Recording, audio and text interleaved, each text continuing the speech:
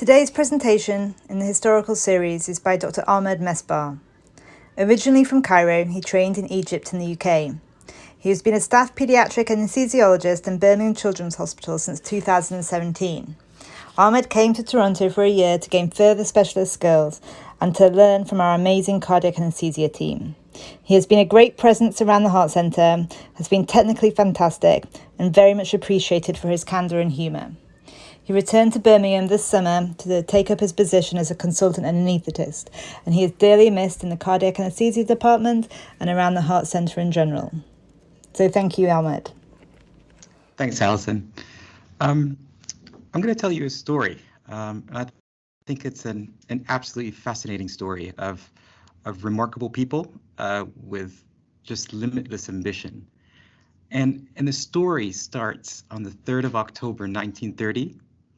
There was a research fellow at the Massachusetts General Hospital, and that research fellow was appointed there to study the physiology and the management of pulmonary embolism. But on that night, he was asked by one of his bosses to observe a patient.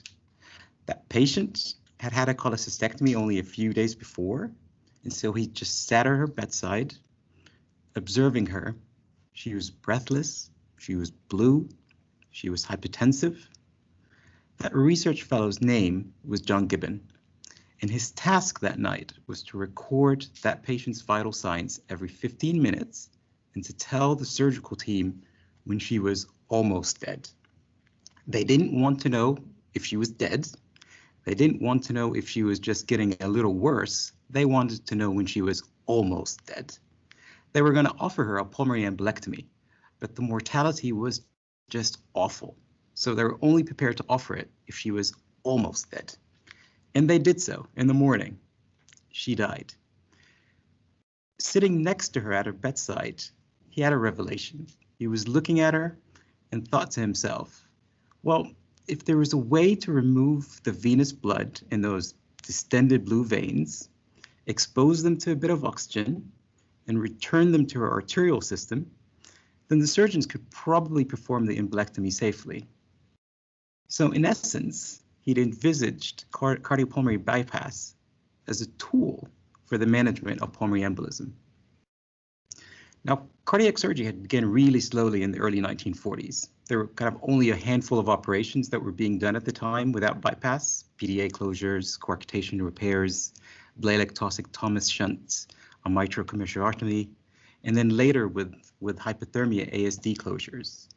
But by 1950, most had realized that to carry out any significant congenital heart disease or any form of valvular heart disease, we would need a heart-lung machine. And that heart-lung machine needed 3 requirements. It needed a pump that would pump the blood around, but it shouldn't really destroy the red blood cells. There had to be a way to anticoagulate that blood and another way to reverse it. And there had to be a way to oxygenate that blood and get rid of the carbon dioxide. Those first 2, they were easy. That last one, that was a bit hard.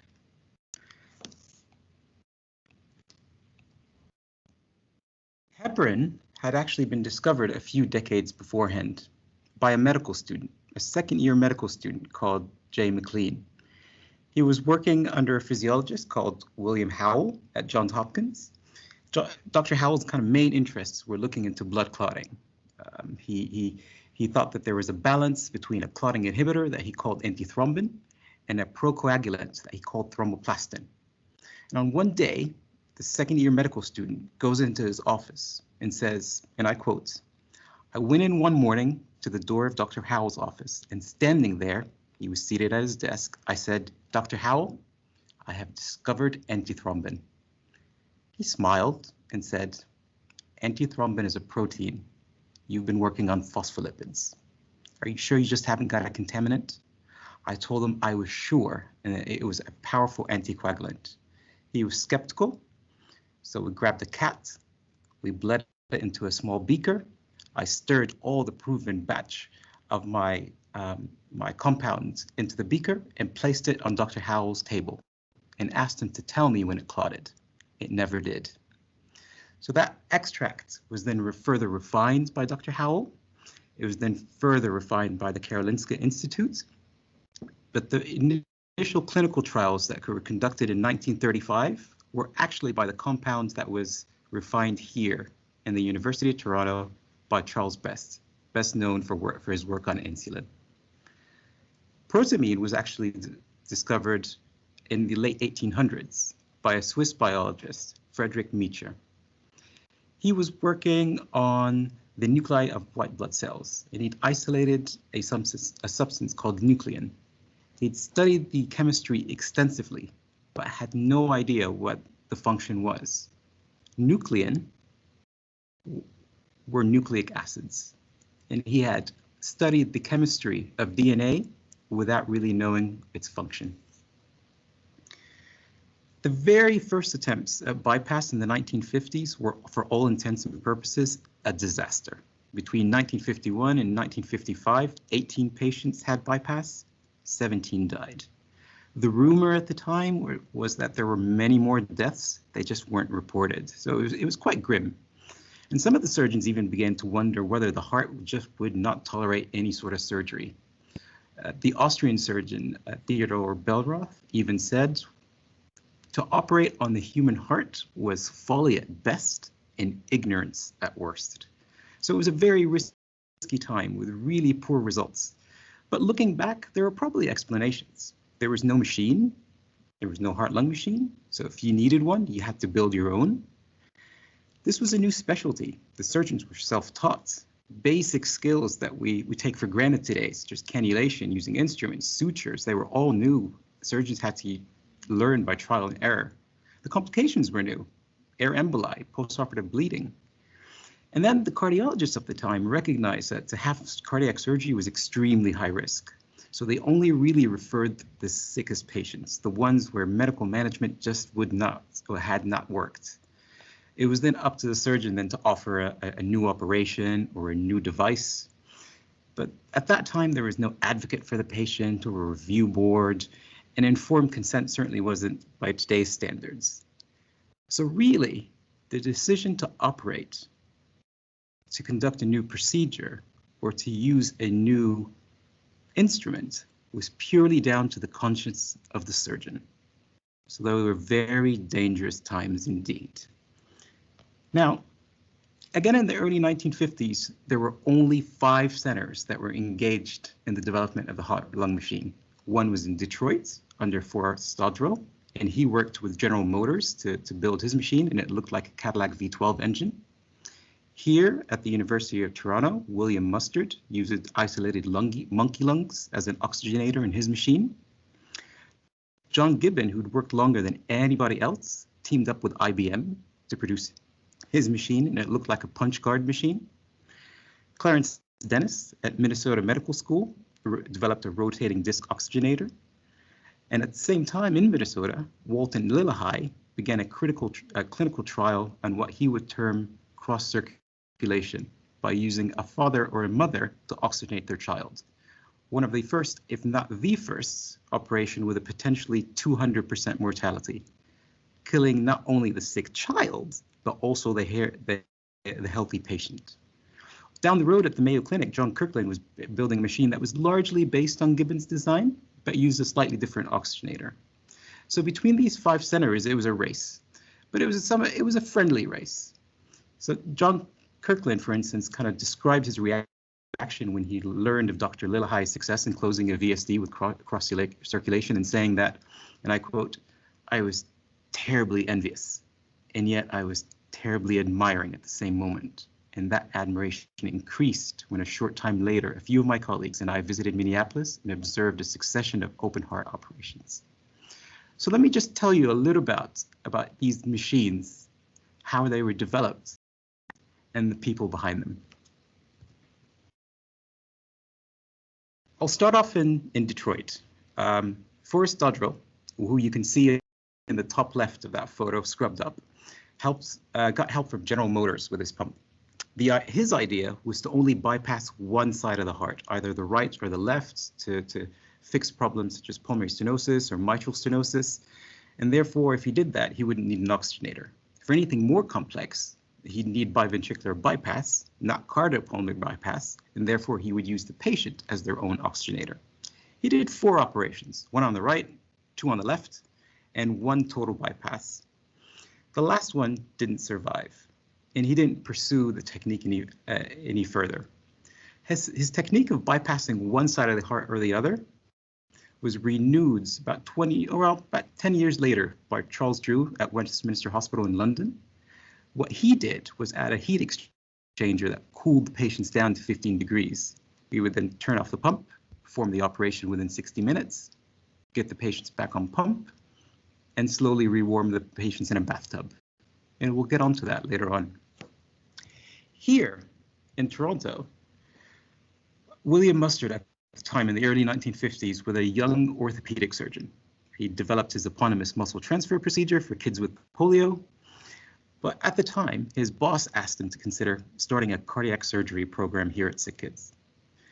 So he was sent to Johns Hopkins, and where he spent a month with Alfred Blalock in 1947, a month, and then returned to Toronto to establish the cardiac surgical service. He started off with PDAs, coarctations, BTT shunts, but then began to move on to how to perform open heart operations, for which he needed a machine.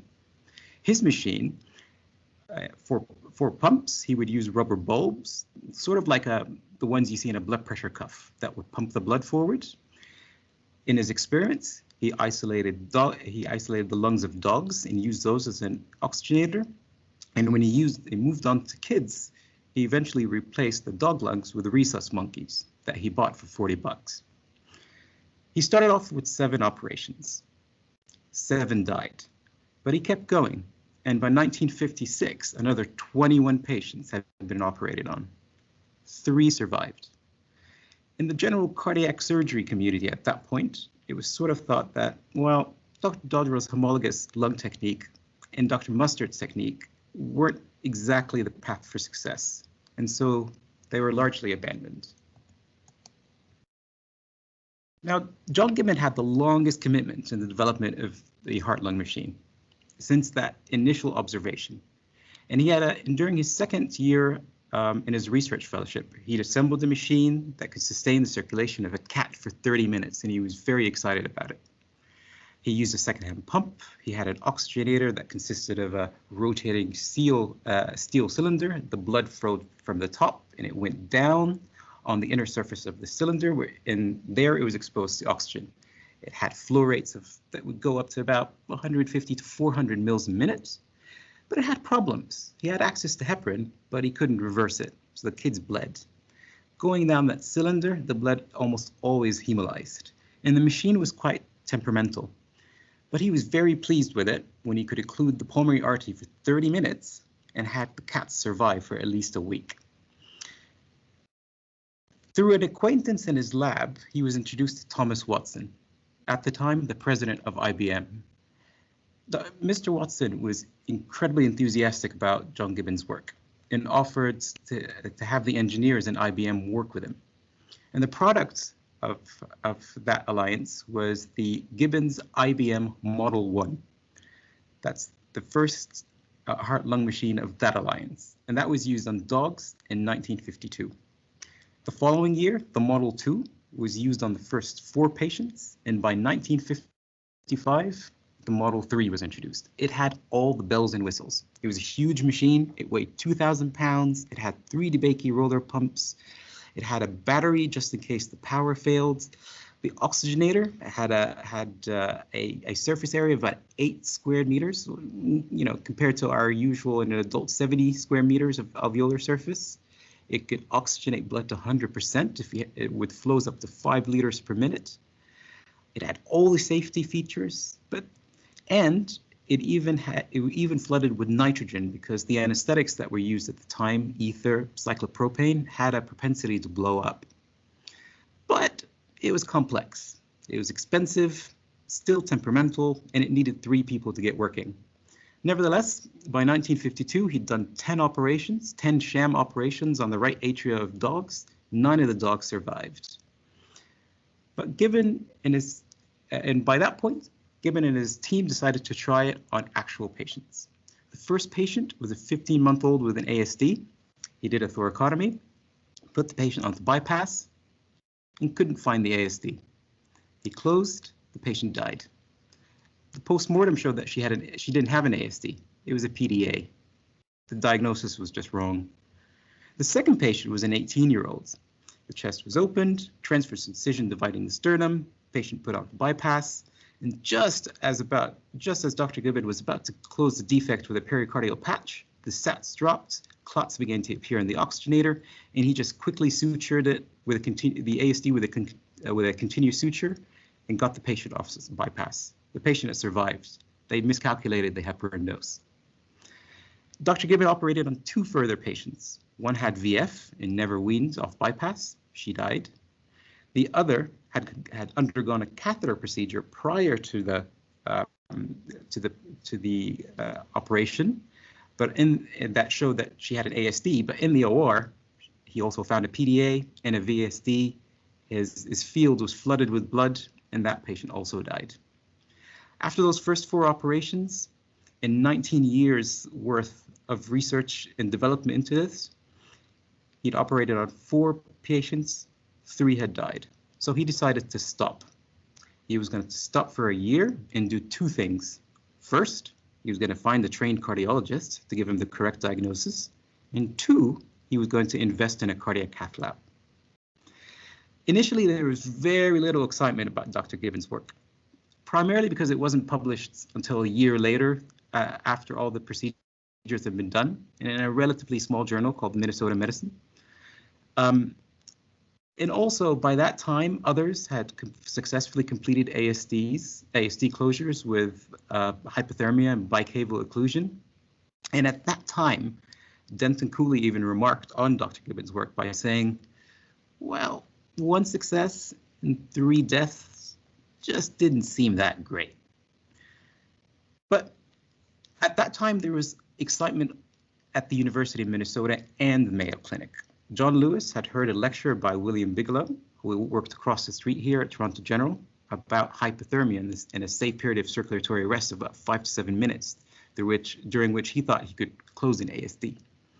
In 1952, he used that technique. He cooled his patient 30 degrees. He had a rubber cooling blanket with cold alcohol running through it.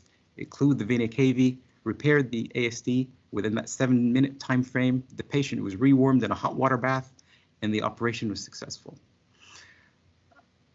That was technically the first successful open heart operation. However, when he used the same procedure on a VSD, it was a failure. He just needed longer time, and for that, he needed a bypass machine. Clarence Dennis, also at the University of Minnesota, developed his own heart-lung machine. It had a different oxygenator, a rotating disc oxygenator, and he operated on 2 patients. One was an ASD, but unfortunately it turned out to be an AVSD, and the patient died. The other, also an ASD, had a successful repair. But after coming off bypass, they accidentally injected air into the patient, and the patient also died. The third person to come out of the University of Minnesota was Walton Lillehei, who's now frequently spoken as the father of open heart surgery. He worked with both John Lewis and Clarence Dennis on their advances, but he had ideas of his own. And in one night, when he was sitting with 2 of his surgical residents, they began to kind of wonder about the function of the placenta. One of the residents' wives was pregnant. And at that point, the penny dropped. They thought, well, the placenta is the oxygenator for the fetus. So what if they've got a big dog and oxygenated a smaller dog? So they figured they'd give it a go. They connected the femoral artery of a donor dog to the arterial system of the recipient using plastic tubing. They did the same with the veins and put a pump in the middle so they can control the flow. And it worked. After gaining the confidence of their bosses, they sought to try it out on their first patient. The first patient was a 1-year-old with a VSD. His father was the donor. The operation went well, but the child got a pneumonia a few days later and died. The following 2 patients both had VSDs and both survived. There was a huge amount of attention when this started from both the profession and the media. Dr. Lillehei was the first to close the VSD, repair a tetralogy of Fallot, and repair an AVSD. And in total, he did about 45 operations with cross circulation, 28 of which survived. He had 2 serious accidents, though, on patients. One with the donors. One mother had air pumped into her intravenous line and had a cardiac arrest. She ended up, she was resuscitated, but she had permanent cognitive loss and ended up in a care home. Dr. Lillehei blamed the anesthetist for that one. And the second had a cardiac arrest at the end of the procedure, but was successfully resuscitated. The technique, however, never really took off. It was more or less confined to Dr. Lillehei's practice. The risk of injury was just to the donors was judged to be just too great. And the flow rates were also too low, so you couldn't operate on adults or older children, only small children. And this is where Dr. Richard Dewall comes in. He'd returned to the University of Minnesota for military service. He was appointed initially to oversee the setup and the management of the tubing during cross circulation. So in essence, really, Dr. Dewall became the first open heart surgery perfusionist ever. But he also realized the limitations of the cross circulation technique. And Dr. Lillehei encouraged him to develop a heart-lung machine of their own. And he gave him one piece of advice. He told him, avoid libraries, don't do any literature searches, and I want you to keep an open mind so you're not prejudiced by the mistakes of others. He also put him in touch with a local company that made PVC tubing for the beer and food industry. I don't think you're gonna need us to talk about anything that could Called Mayan Plastics. And after he initially started experimenting with hyperbaric saturation of blood with oxygen, but when it decompressed, bubbles came out. So he started investigating use of bubbles of oxygen. He came up with a machine that had a vertical chamber with tubing. It was closed at the bottom and had 18 little needles. He started with little needles, but they would foam, so he started with bigger ones. The blood would enter through the top. They would oxygenate it to the bottom, and a defoaming agent called antifoam A, which was made by Corning, would debubble the blood. The blood would flow down a little slope towards the top that you can see on the machine. The lighter bubbly blood rose to the top. The defoamed heavier blood would be collected towards the bottom and reinfused via a helical tubing back into the patient, until it visibly looked like it had no bubbles. Obviously, if we ultrasound it, I'm sure we would find bubbles, but the experiments that they conducted on dogs were a success. And they used it on the first time in 1955 on a patient. It worked, it was cheap, and it replaced cross circulation. This spread around the world, and everyone wanted to come and see Dr. Lillehei's device. They would come in the morning to watch him, and then visit his lab in the afternoon, where for $1,000 they'd pick up a machine and some PVC tubing, and off they went to start their own cardiac surgery programs. Denton Cooley again said that Walt Lillehei brought the can opener to the cardiac surgery picnic, and that can opener was the Dewall bubble oxygenator. At the same time in Minnesota, down the road at the Mayo Clinic, there was John Kirkland. After medical school and internship, he did a 6-week course in neurosurgery, and after that was appointed as a staff neurosurgeon at Springfield in Missouri. But after World War II, he had a change of heart. He spent 6 months at Boston Children's Hospital, and his interests changed from neurosurgery to cardiac surgery, and that's what he continued to do at Mayo Clinic. He did a few disappointing operations without bypass and realized that he needed a heart-lung machine. He visited Detroit, he visited Toronto, he visited Philadelphia to John Gibbons, and then eventually adapting Gibbons and IBM's design. Dr. Gibbon had very generously just gave him all the blueprints and a culmination of 17 years of work, and would later confess that he was slightly apprehensive that Dr. Kirkland, with all the resources that he had at Mayo, would beat him to a successful heart-lung machine. The engineering department at Mayo built the machine, and it was based largely on the Gibbon IBM one, with a few small modifications to the oxygenator. It was big, it was complex, it had needed 4 people, and they started clinical trials in 1955. But before they did those trials, they made a decision that they were going to operate on 8 patients no matter what. Even if the first 7 patients died, they would still operate on 8. What actually happened was that 4 survived and 4 died. So basically by 1959, 55 and 1956, there were 4 centers around the world where cardiac surgery, there were 2 centers around the world where cardiac surgery was being done on a daily basis, both in Minnesota. One with Dr. Lillehei and the other with Dr. Kirkland in the Mayo Clinic. Surgeons from around the world would come and see them. When Donald Ross of his eponymous pulmonary autografts procedure came from the UK to see both gentlemen, he said, when I became a consultant at Guy's Hospital, they sent me on a 3-month sabbatical tour of America. Lillehei was the #1 man, and Kirkland was impressive. I remember going to Minneapolis to visit Lillehei. It was like a circus. There was a large gallery in the operating room with about 50 people. People were rushing in and rushing out. They started about 7 or 8 in the morning, and Lillehei came in at about 11. The operating room was chaos. There were pipes and tubes everywhere. The patients did really well, but I thought, I don't know if I could do this sort of surgery with so much confusion. From Lillehei, I went by bus down to the Mayo Clinic to visit Kirkland. He and Lillehei had been great rivals. Walking into Kirkland's operating room was like walking into a church. There was no sound, no excitement. We sort of sat in a pews watching him as he quietly talked. The door opened. The heart-lung machine was wheeled in and connected to the patient. He then did the operation. I was dumbfounded that you could do this very complex procedure so quietly and with no drama. Kirkland was cool and calm. By 1955, there are basically 2 main oxygenators, Gibbons and Kirkland's. Gibbons and Kirkland's and Dewall's bubble oxygenator. They could be, at that point, obtained from manufacturers. But in actual fact, very few of the Mayo Gibbon machines sold because they were just too complex. It was the bubble oxygenator that took off. Despite its problems, it needed large priming volumes, extensive cleaning, you'd have to reassemble it. But by 1960s, things had changed. These machines were no longer built in surgeons' garages or their labs, but they were taken over by companies and larger corporations. The oxygenators evolved.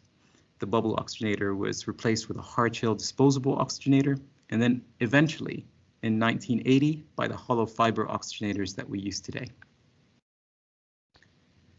Now, the heart-lung machine was one of the most important developments in medicine in the second half of the 20th century. But if you think about it, it was actually envisaged as just a tool to treat pulmonary embolism on that long night in 1930. And since then, we've had better oxygenators, better surgical techniques, better cardiology, better anesthesia, and all of that has reduced the mortality to single digits, if even less. If you were asked these people in 1950 if they thought that was possible, they would have thought that it's just a far, far prospect. John Gibbon performed the first open heart procedure for an ASD on May 6, 1953. His patient you can see there. Her name was Cecilia Bablik. She was born in 1934 in Poland. Her parents had immigrated from Pennsylvania, where she'd worked for a further 47 years after her ASD operation. John Gibbon tried to stay in touch with Cecilia, but she just wanted to forget that part of her past. In fact, when the surgical team invited her to the 20th anniversary of the operation, Cecilia didn't come. She just sent a thank you card. She died in the year 2000 at the age of 65. John Gibbon retired in 1967. After retiring, he concentrated on other non-professional passions like poetry, painting, sport. He was nominated for a Nobel Prize in medicine. He suffered a heart attack while playing tennis with his wife and died on that same day, on November 5th, 1973. He dedicated 23 years of his life to one idea. That one idea he had on that night on October 3rd, 1930. And it's that idea that culminated in the cardiopulmonary bypass that we use today. Thanks for listening, everyone.